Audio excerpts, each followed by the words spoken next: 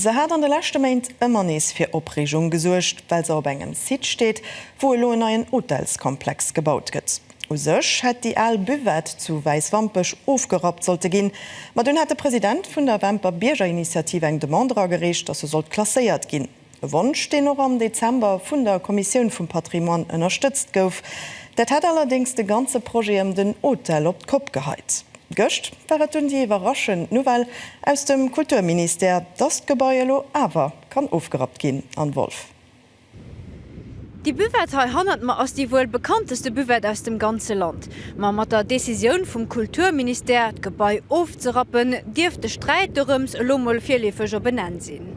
Für die Biergerinitiative vu Weißwampech wäret e schützenswerte Geschichtszeilen a fir d Gemeng Symbol dofir den neuen Hotelsprojekt he an der Gemeng zu torpedeieren.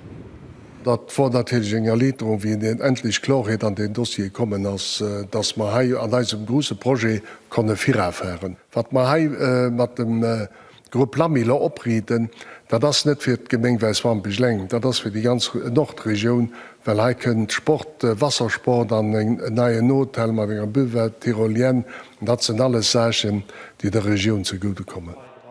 Dat huet awer net Schiveren so gesinn, Büwet huet die Lächtmen fir Schlagzeile gesuercht. Eng Biergerinitiativ a sowuel géint dofrappen, wéi och géint de Pro vum Hotel selver Sturm gelaf. Sos an 2 Woche kennt de Baggerhei stoen, mengt de Bürgermeester, da muss die Al Büwet dem neue Centre de Loisir Platz machen. De gehäert zum Hotel he solle Wassersportaktivitäten ugebuerde ginn. Den Hotel selber steht well. Grund wie wat de Kulturminister sech géint Klassierung vun der Büwet desideiert huet. Eng Renovierung oder d Gebäi ganz op eng aner Platz ze deplacéieren, wie dem no net raisonabel gewircht.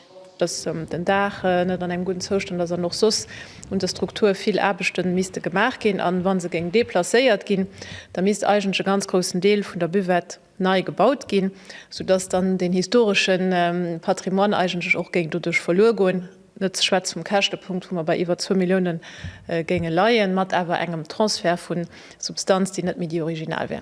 Wemper Biergerinitiativ war haut net disponibel fir Statement, et will sech a Rotschreiwes vum Minister okucken. Der Initiativ war de Projekt en daram an anderem well net öffentlich ausgeschrieben, méi ënnert der Hand und de Lami-Gruppe vergike wie.